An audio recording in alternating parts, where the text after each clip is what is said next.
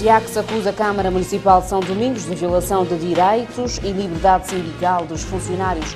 Porto Novo, pais concretizam ameaça e suspendem deslocação dos seus educandos à Ribeira das Patas. Banco Africano de Desenvolvimento vai apoiar setor privado no país na execução dos projetos. Bruxelas ativa mecanismo de proteção civil para ajuda à Indonésia. Epidemia de cólera mata pelo menos 68 pessoas no Níger. Rússia anuncia a conclusão da entrega de mísseis antiaéreos à Síria.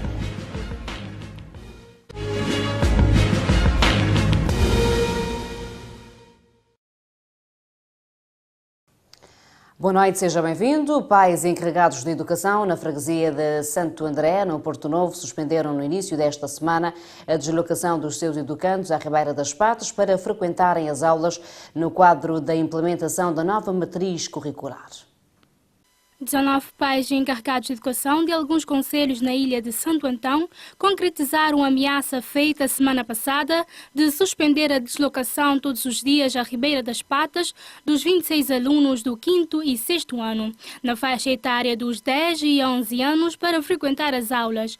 Os pais, através de um abaixo-assinado, denunciam que os seus educandos estão sendo obrigados a frequentar as aulas em Ribeira das Patas, localidade que fica a vários quilómetros de distância em relação às suas zonas de residência, e consideram tal situação lamentável e insuportável para os alunos. Segundo os pais, os filhos saem de casa às 6 horas e só regressam às 15, o que vai, no entender deles, implicar a quebra no aproveitamento e uma total desmotivação por parte dos alunos. Os pais acreditam que em Ribeira da Cruz há salas de aulas vagas e com condições para receber os alunos. Segundo o Ministério da Educação, a deslocação desses alunos à Ribeira da Cruz decorre da implementação da nova matriz curricular, no âmbito da qual foi introduzida a lecionação das línguas inglesa e francesa. O Sindicato de Indústria e Alimentação, Construção Civil e Afins, SIACS, acusou hoje a Câmara Municipal de São Domingos da violação de direitos e liberdade sindical dos funcionários a não enviar para os sindicatos as cotas descontadas nos salários. Em declarações à imprensa na cidade da Praia, Gilberto Lima afirmou que a Câmara Municipal de São Domingos está sistematicamente a violar os direitos e liberdades sindicais porque faz descontos nos salários dos funcionários e não os enviam aos sindicatos com a alegação de que não têm dinheiro. O SIACS não pode e não deve continuar a aguentar a Câmara Municipal de São Domingos, que vem violando sistematicamente os direitos da liberdade sindical. Porquanto, façam desconto dos salários dos funcionários e não os envia para os sindicatos, com a alegação que não têm dinheiro. Por que é que as outras câmaras municipais pagam as suas cotas aos sindicatos e a Câmara de São Domingos não paga? O SIACS não pode continuar a subsidiar a Câmara Municipal de São Domingos no pagamento do ordenado dos seus funcionários. O mesmo presidente adiantou ainda que não há mostra de boa vontade por parte da Câmara Municipal de São Domingos em pagar o que deve a este sindicato. Avisou que vão ter que agir de imediato, intentando uma ação em tribunal para que cumpra as suas obrigações. E é caso para perguntar, caso esses trabalhadores não estivessem sindicalizados, não recebiam os seus salários completos? De tanto esperar, e porque não há mostra de boa vontade da parte da Câmara Municipal de São Domingos em pagar o que deve a este sindicato, temos que agir de imediato, intentando uma ação no tribunal para que cumpra as suas obrigações emergentes na lei. Obrigações essas relativas aos descontos efetuados anos a fio, diretamente nos salários dos vigilantes e cujo destino. O mesmo sublinha que todos os trabalhadores cabo-verdianos, afetos às empresas públicas e ou privadas, institutos, serviços, merecem os reajustes salariais e melhoria de condição de vida, sendo certo que para um trabalho digno, um salário digno. Gilberto Lima alertou ainda ao governo e às empresas de segurança privada sobre este fato e, caso esses problemas prevalecerem, não há outra forma senão lutar até às últimas consequências. A situação laboral poderá ser ainda mais tensa caso não houver a melhoria salarial acordada entre as empresas e sindicatos no quadro da revisão do ACT. Alertamos o Governo e as empresas de segurança privada sobre este facto e, caso esses problemas prevalecerem, temos que concluir que há falta de respeito e dignidade para os vigilantes e que, perante o bloqueio, não há outra forma senão lutar até as últimas consequências. O sindicalista disse que há mais de 3 anos que a Câmara Municipal de São Domingos está a descontar os valores aos funcionários e não envia o montante para o sindicato. O projeto compacto de desenvolvimento dos países lusófonos em África, apresentado nesta manhã, é uma iniciativa que visa apoiar no desenvolvimento do setor privado dos países lusófonos e, em particular, das pequenas e médias empresas em áreas que abrangem o investimento em infraestruturas, financiamento ao desenvolvimento regional. O Compacto Lusófono enfatiza a necessidade de aprofundar a integração econômica da comunidade lusófona das nações através da identificação e desenvolvimento de um dos investimentos bancáveis através de uma parceria entre o Banco Africano de Desenvolvimento, países do PALOP, Portugal e Brasil. E estamos falando especificamente de uma parceria para promover o crescimento do setor privado e dos PPPs, das parcerias pública-privadas, nos PALOPs. Estamos falando de 3 áreas de foco: mitigação de risco para projetos específicos de investimento, financiamento dos mesmos e também assistência técnica para o governo e outros em tudo que tange ao setor privado. Pode ser capacitação de engenheiros, de agrônomos, etc. Ou pode ser questões mais macro, como acesso a crédito, regulamentação das PPPs, etc. No que tange aos instrumentos ou ferramentas de mitigação de risco, que incluem a provisão de garantias de crédito, Kevin Martin, representante do BAD, explica como é que isso vai ser feito. Várias ferramentas de financiamento para o setor privado. Ele dá empréstimos diretamente para o setor privado ou para uma empresa, o chamado corporate loan, ou para a estrutura project finance, onde é um projeto a ser financiado por vários financiadores. Então, esse é o modelo. Ele também pode financiar o comércio. Tem uma facilidade que chama Trade Finance Facility, que é justamente para estimular os bancos locais a darem crédito e garantias para o comércio internacional. Finalmente, ele também possui ferramentas de garantia parcial de risco e garantia parcial de crédito para estimular mais acesso a crédito, incluindo também uma estrutura que chama A-Loan, B-Loan, onde o Banco Africano de Desenvolvimento dá um empréstimo maior para um projeto específico.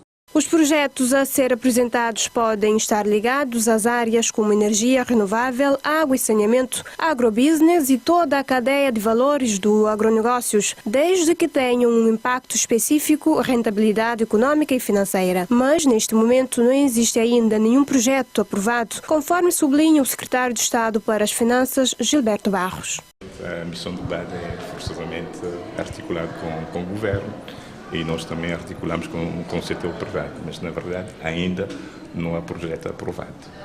Os projetos terão que ser avaliados e após a avaliação então é que teremos uma resposta. O mais importante, as áreas obviamente são as áreas estratégicas do governo, porque a própria estratégia do Banco Africano de Desenvolvimento é uma estratégia que vai beber na estratégia do desenvolvimento do Cabo Verde, que é o PEDS. Portanto, aquilo que é o mais importante neste momento é entender que, na verdade, aquilo que o governo tem de fazer é alargar o leque de possibilidade de financiamento para as empresas do setor privado, né? Portanto, a ideia é esta, não é? Dentro do âmbito do ecossistema que estamos a constituir e que está a funcionar. O projeto compacto tem uma duração de 5 anos com caráter renovável. A sala de recurso em São Vicente encontra-se neste momento sem terapeuta ocupacional, uma situação que tem dificultado o atendimento dos alunos com necessidades educativas especiais, principalmente os com paralisia cerebral, conforme informações avançadas pelo coordenador. A Sala de Recursos, atualmente Centro de Apoio à Aprendizagem do Mindelo, conforme avançou o coordenador Jeremias Fernandes à Infopress, constitui-se de 9 elementos, um pedagogo que acumula a função de coordenador, um animador social, 5 psicólogos, 3 educacionais, 2 psicólogos clínicos e educacionais e 2 professoras que trabalham com alunos surdos em Ribeira Bote. Um número que, segundo a mesma fonte, não é suficiente para os números de alunos atendidos ou que precisam de atendimento. Deste modo, acrescentou, por exemplo, sentem necessidade urgente de uma terapêutica ocupacional para dar uso a uma sala bem equipada com equipamentos e instrumentos adequados, mas que de 2014 a esta parte está sem este técnico. Jeremias Fernandes garantiu ser a situação de conhecimento do Ministério da Educação, mas que ainda não foi resolvido por existir uma escassez deste profissional em São Vicente. Entretanto, neste ano letivo, adiantou estar sob a mesa a possibilidade de cooperação com o Ministério da Saúde para disponibilizar técnicos dessa área, tanto de Delegacia de Saúde como do Hospital Batista de Souza, para prestarem apoio no centro. O Centro de Apoio à Aprendizagem do Mindelo foi inaugurado a 29 de setembro de 2009, contando já com 10 anos em que se aponta, segundo o coordenador, vários ganhos a vários níveis. Santo Antão recebe nos próximos 8 meses, período da época alta do turismo na ilha, milhares de visitantes provenientes sobretudo do norte da Europa que procuram a ilha para caminhadas em trilhas. A expectativa dos operadores turísticos em relação à época alta do turismo em Santo Antão, que tem início em outubro, tem sido cada vez mais alta, segundo a operadora Sandra Pereira. Santo Antão, para potenciar o seu turismo, precisa do aeroporto, mas necessita, sobretudo, de um plano que dê atenção à qualificação dos recursos humanos através de formação profissional, segundo esta operadora. Este ano, a época alta do turismo nesta ilha, que decorre até ao mês de maio, deverá ser marcada pela diversificação da oferta, já que, além do trekking, até agora o principal produto turístico de Santo Antão, os operadores começam a apostar na promoção do canyoning e mergulho. O êxodo rural, dificuldades a nível de alojamento dos transportes marítimos e aéreos, o estado atual do saneamento, a qualificação dos recursos humanos, falta de sinalização dos recursos são algumas fragilidades que ainda condicionam a atividade turística em Santo Antão, segundo os operadores. Existem em Santo Antão 64 casas rurais que acolhem turistas nas diferentes localidades. Completam-se hoje 9 meses que Clarice Mendes Nina, de 9 anos, e Sandro Mendes Filu, de 11 anos, estão desaparecidos e não se sabe o seu paradeiro. No dia 3 de fevereiro transato, os primos Nina e Filu saíram de casa em Achada Limpo, onde se encontravam na companhia da avó para comprarem açúcar na localidade de Achada Funda, na cidade da Praia, e até então não regressaram. Do mesmo modo, no dia 28 de agosto de 2017, Edine Jandira Robalo Lopes Soares, de 9 anos, deixou a casa em Achada Grande Frente, na Praia, alegando levar o bebê para o controlo no PMI. Na fazenda, no entanto, mãe e filho nunca mais foram vistos. Edvânia Gonçalves faz parte da lista negra das pessoas desaparecidas em Cabo Verde. Tinha 10 anos quando saiu para fazer um mandado a pedido da mãe junto de uma vizinha a pouco mais de 100 metros da sua residência e não voltou. A 13 de julho, a Polícia Judiciária dava ao país a triste notícia que as ossadas encontradas em janeiro na localidade de Ponta Bicuda, Praia, pertenciam à criança de Eugênio Lima. A 22 de fevereiro, em declarações à imprensa, o ministro da Administração Interna, Paulo Rocha, deixou transparecer que aquelas crianças podiam estar prestes a serem libertadas, ao afirmar que quem as tem na sua posse sabia que estava a ser caçado nessa altura. No dia 10 de maio, o Procurador-Geral da República, Oscar Tavares, garantiu aos jornalistas que o processo sobre desaparecimento de pessoas em Cabo Verde tem avançado do ponto de vista da investigação e que há indícios de que as mesmas possam estar vivas. O desaparecimento misterioso de pessoas levou à realização de várias manifestações de rua, sobretudo na capital do país, e altas entidades têm expressado inquietude em relação a esta problemática. O selecionador de Cabo Verde, Rui Águas, convocou 25 jogadores para os 2 jogos de futebol contra a Tanzânia, a contar para a terceira e quarta jornada do Grupo L de qualificação para a fase final do CAN 2019, que irá ser disputado no Ghana.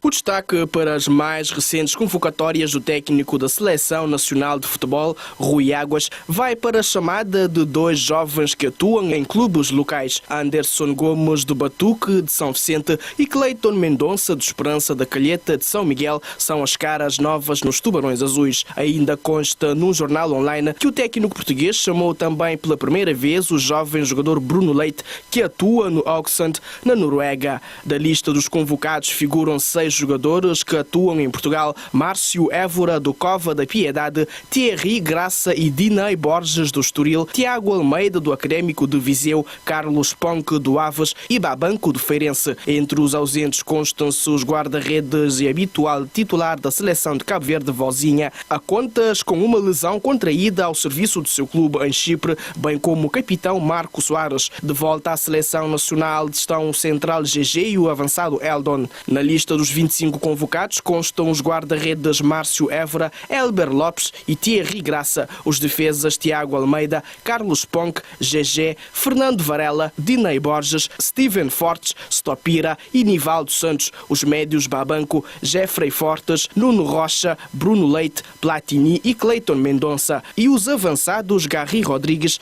Rian Mendes, Eldon, Nuno da Costa, Giannini, Júlio Tavares, Ricardo Gomes e Anderson Gomes. Cabo Verde recebe a 12 de outubro, no Estádio Nacional na Cidade da Praia, a Tanzânia em jogo da terceira jornada, e 4 dias depois disputa em Dar es Salaam o segundo jogo consecutivo frente ao mesmo adversário. Os Tubarões Azuis ocupam o último lugar do Grupo L com 1 ponto, enquanto a Tanzânia está na segunda posição com 2. Veja, voa com as manchetes de África.